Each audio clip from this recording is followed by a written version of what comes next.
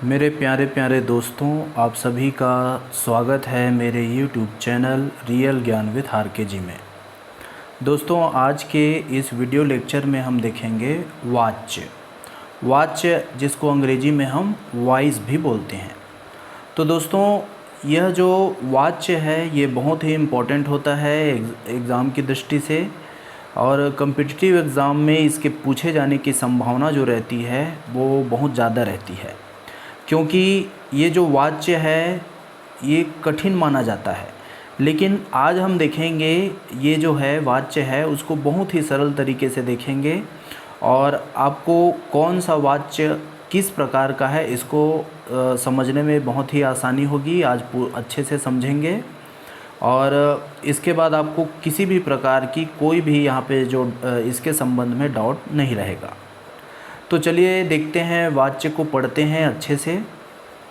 और यहाँ पे मैंने वाच्य का बहुत ही डिटेल में वर्णन किया है, और आप इसको पढ़ने के बाद पूर्ण रूप से वॉइस से संबंधित, वाच्य से संबंधित हिंदी में कोई भी प्रकार का प्रश्न आ जाए आप सक्षम हो जाएंगे, इससे आप बना लेंगे। तो चलिए देखते हैं वाच्य को। तो वाच्य से यह पता चलता है कि वाक्य में कर्ता, कर्म और भाव में से किसकी प्रधानता है। तो वाच्य से क्या पता चलता है हमें वाच्य से यह चीज़ पता चलता है कि कोई वाक्य है उसमें कर्ता की प्रधानता है या कर्म की प्रधानता है, या इन दोनों को छोड़ भाव की प्रधानता है।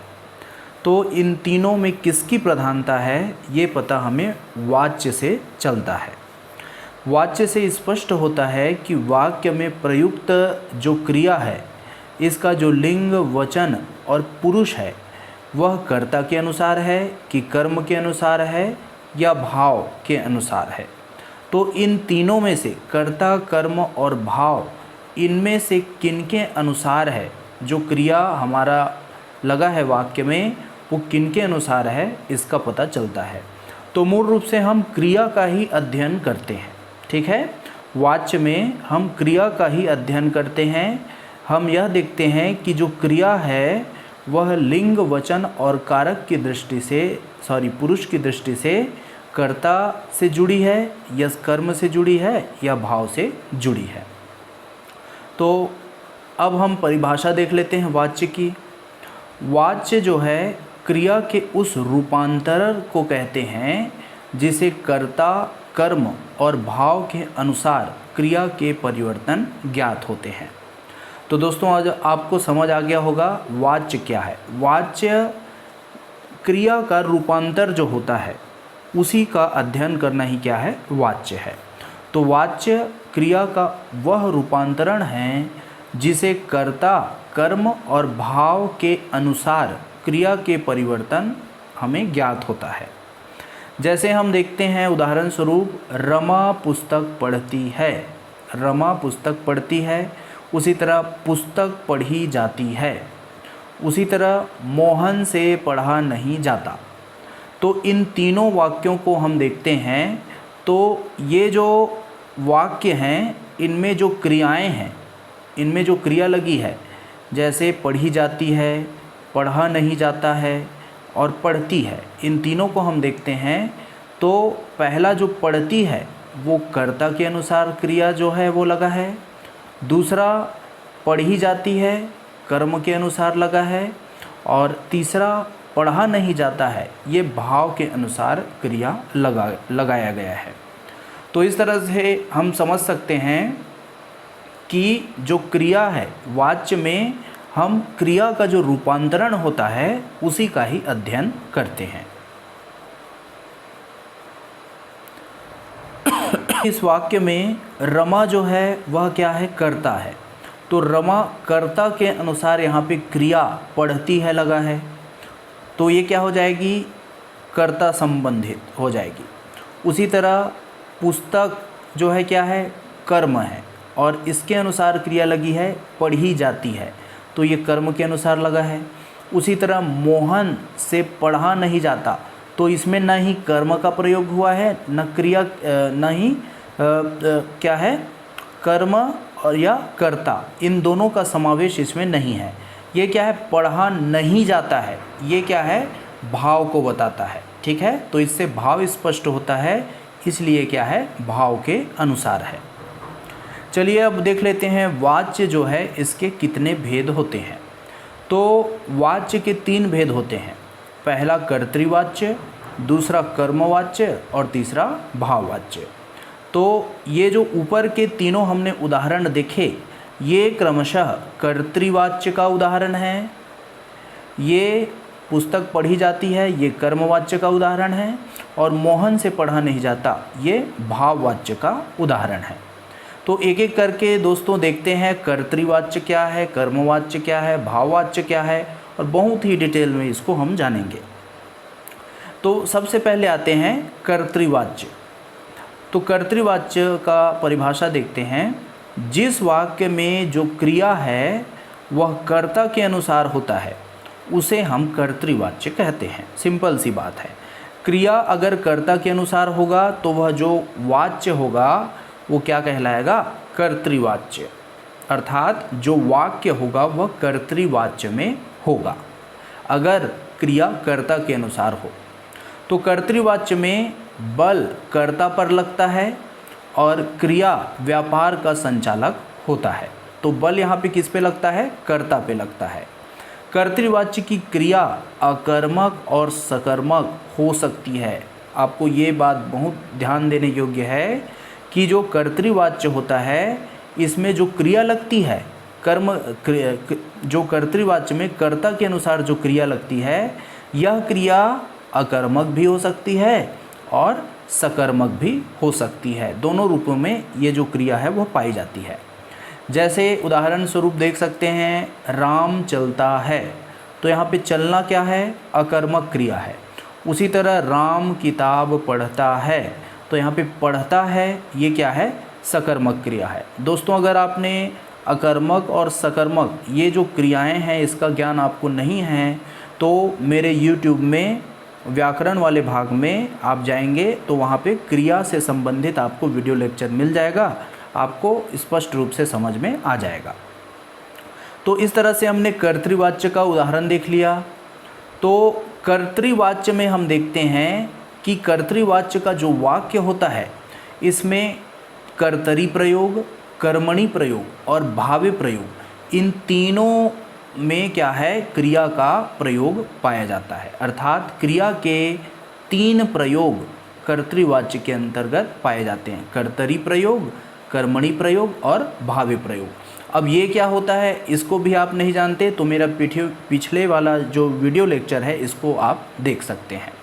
उदाहरण के लिए हम देख सकते हैं, रमेश जाता है, रमेश जाता है, तो ये क्या है, कर्तरी प्रयोग है। ठीक है, अर्थात रमेश के हिसाब से क्या लगा है, जाता है, यहाँ पे क्रिया का प्रयोग हुआ है।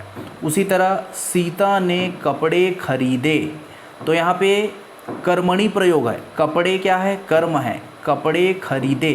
तो इस तरह से ये जो कर्म है इसमें ज़्यादा जोर आ रहा है। ठीक है, इस कारण क्रिया का क्या हो जाएगा, कर्मणि प्रयोग। और भावे प्रयोग में हम देखते हैं, लड़कों ने गायों को मारा, गायों को मारा, तो यहाँ पे जो मारा क्रिया आ रही है वो भाव को व्यक्त कर रहा है, इस कारण ये कर्तृवाच्य के साथ ही ये क्या है, भावे प्रयोग हो जाएगा। ठीक है, तो इस तरह से हम देखते हैं कर्तृवाच्य क्यों है, क्योंकि इसमें कर्ता है, सीता यहाँ पे रमेश यहाँ पे कर्ता है, सीता यहाँ पे कर्ता के रूप में है। उसी तरह लड़कों के रूप में लड़कों ने, इसमें लड़कों क्या है, कर्ता है।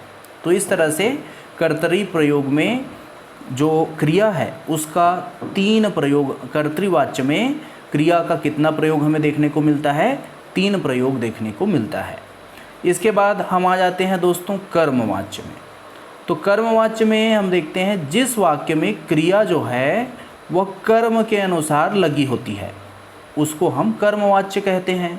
जैसे पत्र लिखा जाता है, पत्र लिखा जाता है, तो यहाँ पे जो पत्र है, ठीक है, ये क्या है, कर्म है, क्योंकि लिखने का काम किस पर हो रहा है, पत्र पर। तो जिसमें कुछ काम होता है उसको हम क्या बोलते हैं, कर्म बोलते हैं। तो पत्र लिखने का काम हो रहा है, इस कारण पत्र कर्म है, और लिखा जाता है ये क्या है, क्रिया है। तो कर्म के अनुसार यहाँ पे लिखा जाता है, क्रिया लगा है, इस कारण ये कर्मवाच्य है। उसी तरह पुस्तक पढ़ी जाती है, तो किसको पढ़ने का काम हो रहा है, पुस्तक को, तो क्रिया का काम जिस पर हो रहा है उसको हम कर्म बोलते हैं। तो पुस्तक यहाँ पे कर्म हो गया, और पढ़ी जाती है पुस्तक के अनुसार यहाँ पे क्रिया लगी है, ठीक है। तो इस कारण ये क्या हो जाएगा, कर्मवाच्य की श्रेणी में आ जाएगा।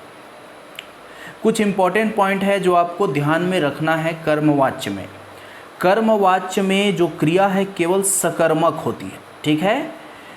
तो आपको ये इम्पोर्टेंट बात याद रखना है, जबकि हमने कर्तृवाच्य में देखा क्रिया सकर्मक भी होती है और अकर्मक भी होती है, लेकिन कर्मवाच्य में हमेशा जो क्रिया लगेगी वो सकर्मक क्रिया ही लगेगी। इससे आप उसको पहचान सकते हैं।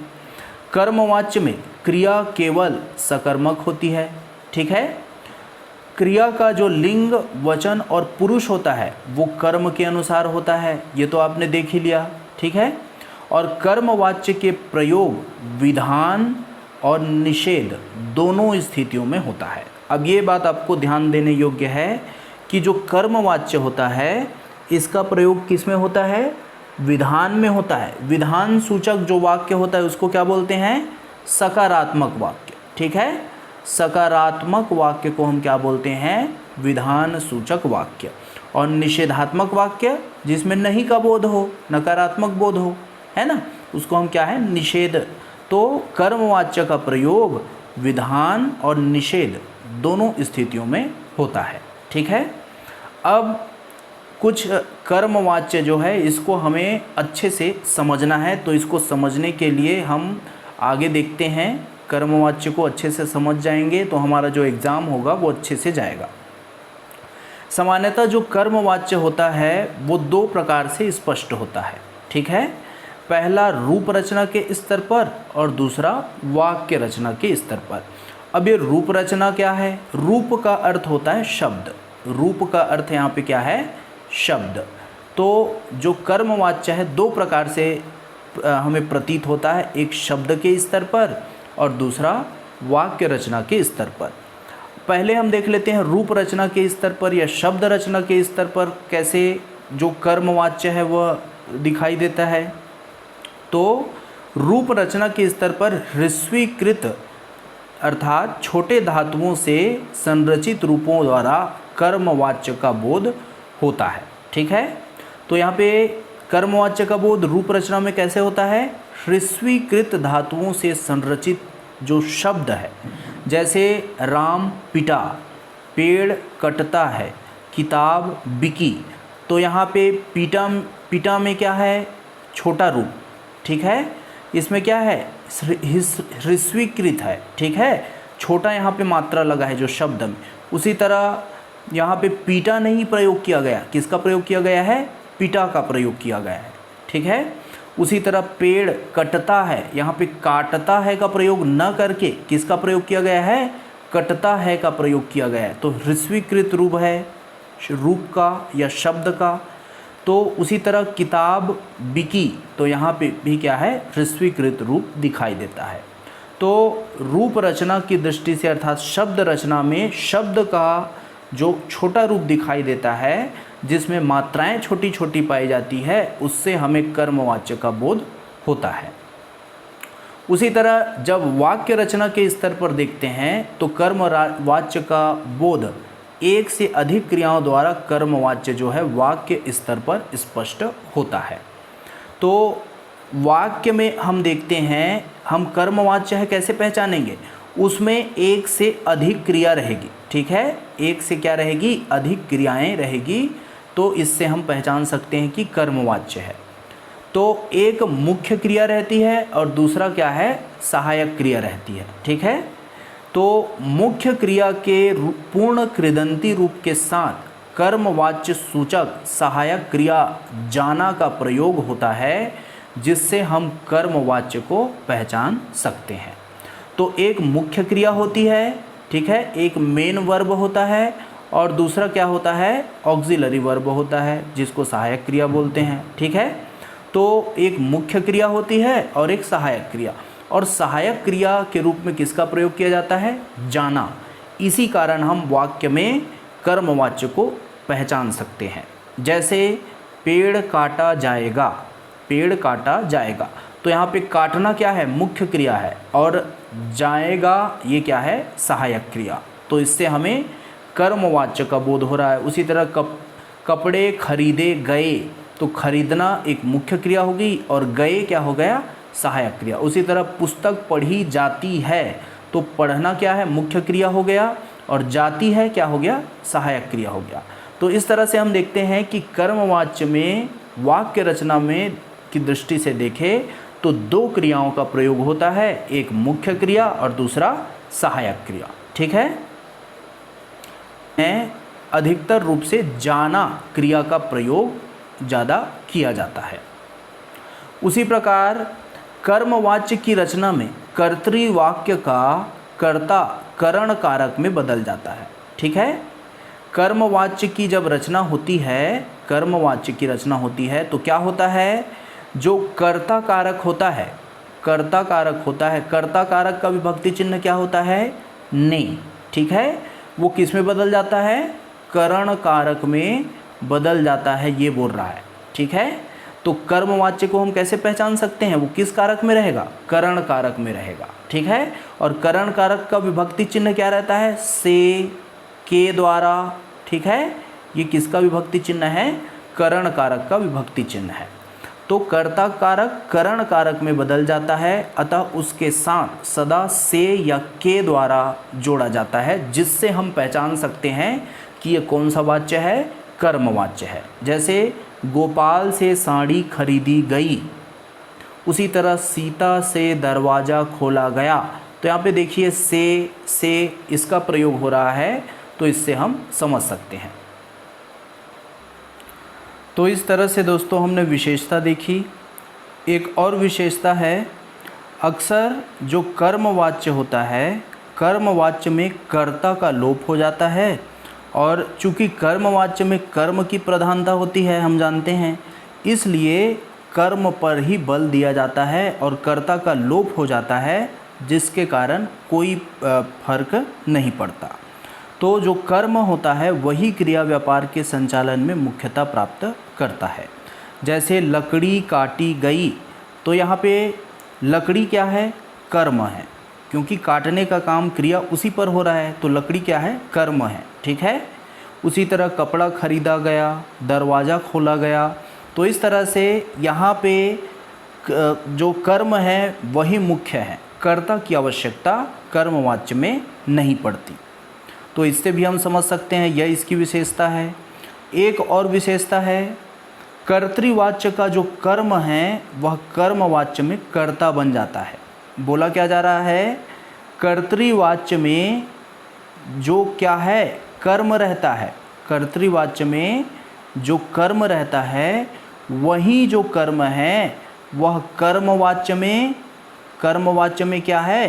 कर्ता का रूप ले लेता है। ठीक है, तो हम देखते हैं कि कर्तृवाच्य में जो कर्म था वहीं जब कर्मवाच्य बनाया जाता है तो कर्म कर्ता का रूप ले लेता है। ठीक है, तो क्योंकि कर्मवाच्य में कर्म की प्रधानता रहती है, इस कारण जो कर्तृवाच्य में नगण्य माना जाता है, कर्म की प्रधानता नहीं होती, वही कर्मवाच्य में कर्ता बन जाता है। जैसे मैं रोटी खाता हूँ, मैं रोटी खाता हूँ, ये क्या है? कर्तृवाच्य। इसमें कर्ता की प्रधानता है, यहाँ पे कर्ता के रूप में कौन है? मैं। ठीक है, उसी प्रकार कर्मवाच्य में क्या हो जाएगा जब इसका परिवर्तन होगा? रोटी मुझसे खाई जाती है, रोटी मुझसे खाई जाती है। तो यहाँ पे मुझसे क्या है? मुझसे क्या है? कर्म है। यहाँ पे मुझसे कर्ता नहीं है, जो कर्म है वो क्या है? कर्ता के रूप में आ गया है, लेकिन मुझसे क्या है? कर्म ही है। ठीक है, ये कर्ता के रूप में आ गया है कर्मवाच्य में। ठीक है, तो रूप रचना के स्तर पर कर्मवाच्य का रूप सभी धातुओं से नहीं बनता है। ठीक है, रूप रचना अर्थात शब्द रचना के स्तर पर हम देखें तो जो कर्मवाच्य होता है ये सभी धातुओं से नहीं बनता है, लेकिन वाक्य रचना के स्तर पर सभी सकर्मक क्रियाओं से कर्मवाच्य बनता है। ठीक है, तो हम जो सकर्मक क्रियाएं होती है उनसे हम कर्मवाच्य बना सकते हैं। जैसे देख से दिख, काट से कट, तो इस तरह से हम कर्मवाच्य बना सकते हैं। उसी तरह बेच से बिक, ये जो आदि रूप बनते हैं, लेकिन हम देखते हैं कि पढ़, लिख, मार आदि अनेक क्रियाओं में रूप परिवर्तन करने से मात्र कर्मवाच्य नहीं बनते। ठीक है, तो इस तरह से हम देखते हैं कि पहले जो शब्द हमने लिखे हैं इनका हमने रूप परिवर्तन कर दिया और ये क्या है, कर्मवाच्य बन गया। ठीक है, लेकिन कुछ शब्द ऐसे होते हैं जिनका रूप परिवर्तन करने पर वह कर्मवाच्य नहीं बनता। जैसे पढ़, लिख, मार, है ना, इसका हम कर्मवाच्य बनाने के लिए क्या है, पढ़ा जाता है, लिखा गया, मारा जाएगा, इन चीज़ों का प्रयोग करते हैं, तब यह कर्मवाच्य क्रिया के रूप में बनते हैं जो वाक्य रचना के स्तर पर होते हैं। ठीक है, जब कर्मवाच्य की क्रिया मूल कर्तृवाच्य के कर्म यानी कर्मवाच्य का जो कर्ता है के अनुसार परिवर्तित होती है तो प्रयोग की दृष्टि से उसे कर्मणि प्रयोग कहेंगे। एक बात और ध्यान से सुन लीजिए एक बार, जब कर्मवाच्य की जो क्रिया है मूल कर्तृवाच्य के कर्म के अनुसार परिवर्तित होती है, ठीक है, तो प्रयोग की दृष्टि से हम उसको कर्मणि प्रयोग कहते हैं। जैसे राम से किताब पढ़ी गई, ठीक है, राम से किताब पढ़ी गई, तो ये क्या है, पढ़ने का काम किसको हो रहा है, किताब से, तो किताब यहाँ पे क्या है, कर्म, तो यहाँ पे कर्म की प्रधानता है, इस कारण ये क्या है, कर्मवाच्य है। ठीक है, लेकिन इसमें हम देखते हैं कि जो कर्मवाच्य है इसमें कर्ता का भी प्रयोग हो गया है, कर्ता भी आ गया है, इस कारण हम इसको क्या बोलेंगे, कर्मणि प्रयोग बोलेंगे। ठीक है, तो इस तरह से हम समझ लिए। अब दोस्तों हमारा तीसरा वाच्य है, इस पर आते हैं, जिसका नाम है भाववाच्य। ठीक है, तो भाववाच्य में क्या होता है, जिस वाक्य में जो क्रिया है वह कर्ता और कर्म को छोड़कर भाव के अनुसार उसे भाववाच्य कहते हैं। ठीक है, तो जो क्रिया रहती है, किसी वाक्य में जो क्रिया लगती है वह कर्ता और कर्म दोनों को छोड़ देती है, दोनों के अनुसार नहीं लगती और भाव का अनुसरण करती है। जो क्रिया लगती है विशेष भाव को दर्शाती है, उसे हम क्या बोलेंगे, भाववाच्य कहते हैं। जैसे उससे बैठा नहीं जाता, ठीक है, तो उससे बैठा नहीं जाता में बैठा नहीं जाता और राम से खाया नहीं जाता, इस वाक्य में खाया नहीं जाता, इससे एक भाव का स्पष्टीकरण हो रहा है। और इन सब वाक्यों में न कर्ता की प्रधानता है और न ही कर्म की प्रधानता है, इसमें निहित सभी क्रियाएं भाव के अनुसार है। ठीक है, ये जो क्रियाओं का प्रयोग हुआ है ये भाव के अनुसार है, अतः भाव के अनुसार क्रिया होने से ये सभी भाववाच्य के उदाहरण कहे जाएंगे। ठीक है, तो ये दोनों किसके उदाहरण हैं, भाववाच्य के उदाहरण हैं। भाववाच्य के संबंध में इम्पोर्टेंट पॉइंट आपको ध्यान रखना है कि भाववाच्य में क्रियाएं प्रायः अकर्मक होती है। ठीक है, देखिए हमने कर्तृवाच्य देखा, कर्तृवाच्य में जो क्रियाएं रहती है वो अकर्मक, ठीक है, और सकर्मक दोनों रहती है। ठीक है, अकर्मक और सकर्मक दोनों रहता है। और हमने कर्तृवाच्य के बाद क्या देखा, कर्मवाच्य। कर्मवाच्य में जो क्रिया रहती केवल सकर्मक रहती है, जबकि भाववाच्य में जब हम आते हैं तो क्रिया क्या हो जाती है, केवल और केवल अकर्मक क्रिया का ही प्रयोग भाववाच्य में किया जाता है। ठीक है, तो भाववाच्य में प्रायः क्रियाएं अकर्मक होती है। भाववाच्य की जो क्रिया रहती है सदा एक वचन, अन्य पुरुष और पुल्लिंग में होता है। ठीक है, तो जो भाववाच्य में जो क्रिया का प्रयोग होता है वो एक वचन में रहेगी, मतलब किसी एक का बोध कराएगी, एक व्यक्ति वस्तु का बोध कराएगी, अन्य पुरुष में रहेगी। अन्य पुरुष क्या होता है, मैं और हम, इसको हम उत्तम पुरुष बोलते हैं। तू, तुम, इसको और आप, इसको हम क्या बोलते हैं? ये उत्तम पुरुष, ये मध्यम पुरुष। और अन्य पुरुष में यह, वह, ये, वे, ये जो शब्द हैं, है ना, तो ये जो शब्द हैं वो किस में आ जाते हैं? अन्य पुरुष में आ जाते हैं। ठीक है। तो और पुल्लिंग जिसमें पुरुषत्व का बोध होता हो। ठीक है। तो जो इसकी क्रिया रहती है, भाववाच्य की क्रिया, वो एक वचन, अन्य पुरुष और पुल्लिंग में पाया जाता है। इसमें असमर्थता और निषेध होने से वाक्य प्रायः नकारात्मक होते हैं। ठीक है। और भाववाच्य के जो वाक्य रहते हैं वो कौन से रहते हैं? नकारात्मक वाक्य होते हैं। तो जैसा कि दोस्तों हमने देखा कि भाववाच्य में न तो कर्ता को प्रधानता दी जाती है, न कर्म को प्रधानता दी जाती है, वहाँ केवल भाव महत्वपूर्ण होता है। ठीक है। तो जिस प्रकार हम कर्मवाच्य में देखते हैं कि कर्ता का होना जरूरी नहीं है, उसी प्रकार भाववाच्य में भी कर्ता का होना अनिवार्य नहीं है, कर्ता का होना जरूरी नहीं होता। ठीक है। कभी कभी कर्ता होता है तो कभी कभी नहीं भी हो सकता है, ये जरूरी नहीं है। ठीक है। जैसे भाववाच्य हम कर्ता युक्त भाववाच्य देखते हैं, जैसे राम से सोया नहीं जाता, तो ये कर्ता युक्त भाववाच्य है। उसी तरह अब वहाँ बैठा नहीं जाता, ये कर्ताहीन भाववाच्य है। ठीक है। तो आप पूर्ण रूप से समझ गए होंगे। तो भाववाच्य में भी कर्मवाच्य की तरह कर्ता करण कारक में रहता है। ठीक है। भाववाच्य में कर्मवाच्य की ही तरह जो कर्ता कारक है वो किस में परिवर्तन होके किस में रहता है? करण कारक में रहता है। और मुख्य क्रिया पूर्ण कृदंत रूप में आती है। ठीक है।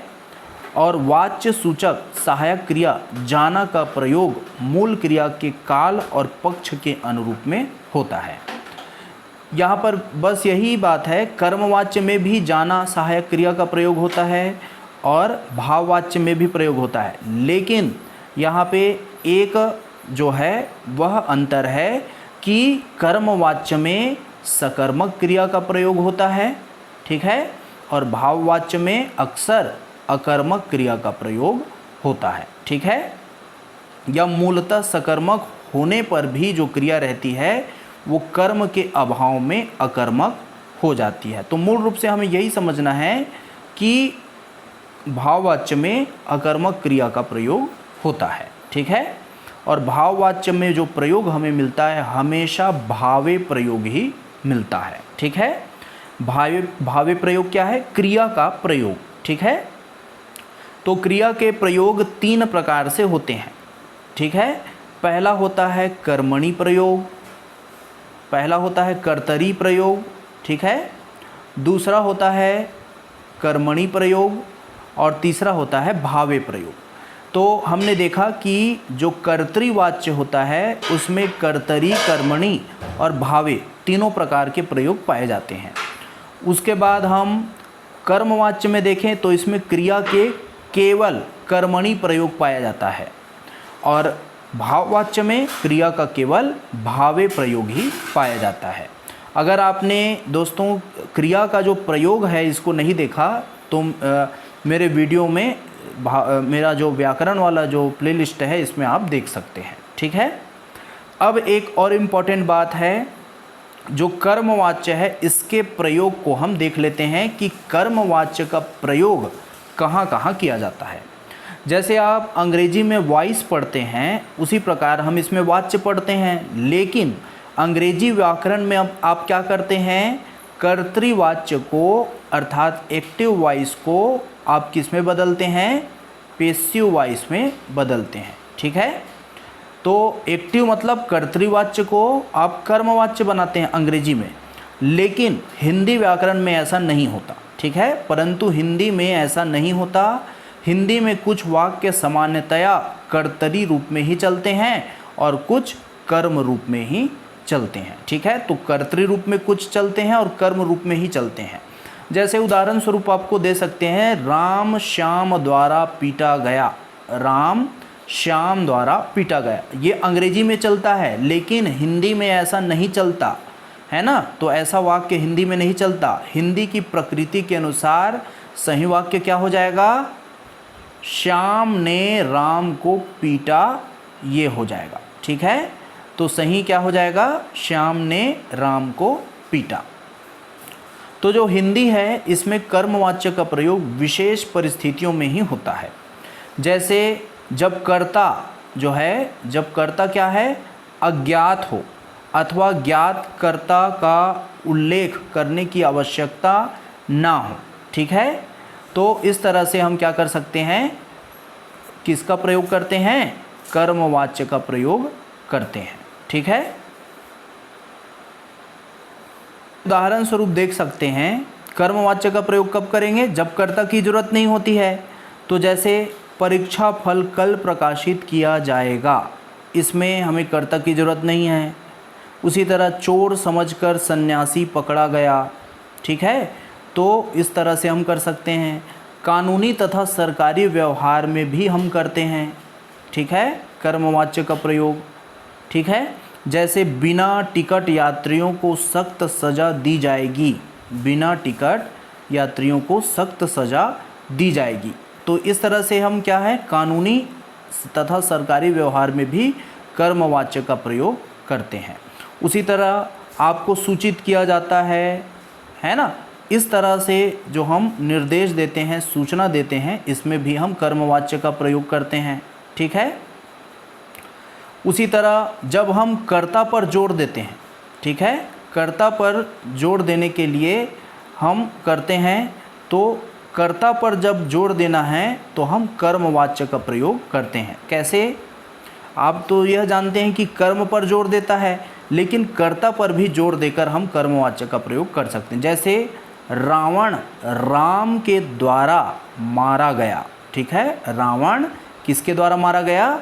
राम के द्वारा मारा गया। ठीक है, उसी तरह सत्यता के जो प्रश्न रहता है, सत्यता नहीं, शक्यता का जो प्रश्न रहता है, अर्थात ऐसा प्रश्न रहता है जो किसी चीज़ को बता सके। ठीक है, इस काम जो काम है वह होगा कि नहीं इसको बता सके। ठीक है, उस पर हम इसका कर्मवाच्य का प्रयोग करते हैं। जैसे यह काम मुझसे नहीं होगा, शक की स्थिति में यह काम मुझसे हो पाएगा कि नहीं हो पाएगा, यह चीज़ बताने के लिए ये सत्यता नहीं है, शक्यता है। ठीक है, शक्यता की स्थिति में भी हम कर्मवाच्य का प्रयोग करते हैं। ठीक है, उसी तरह अपना प्रभाव व्यक्त करने के लिए करते हैं। जैसे उसे पेश किया जाए। ठीक है, कल देखा जाएगा। संभावना व्यक्त करने के लिए भी करते हैं। उत्पादन बढ़ने पर बोनस दिया जाएगा।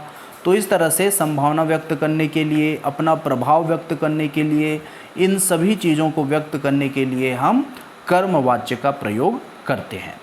तो दोस्तों, आज के इस वीडियो लेक्चर में मैंने पूर्ण रूप से आपको बहुत ही डिटेल में, बहुत ही आसान शब्दों में आपको बता दिया इन सभी वाच्यों को। तो निश्चय ही आपको बहुत ही लाभ प्राप्त हुआ होगा और आपको सीखने को मिला होगा। दोस्तों, अभी तक आपने मेरे चैनल को सब्सक्राइब नहीं किया है तो मेरे चैनल को सब्सक्राइब कर सकते हैं। मेरे चैनल का नाम है रियल ज्ञान विथ RK जी। तो दोस्तों, आज के लिए इतना ही। फिर मिलते हैं। Take care, bye bye.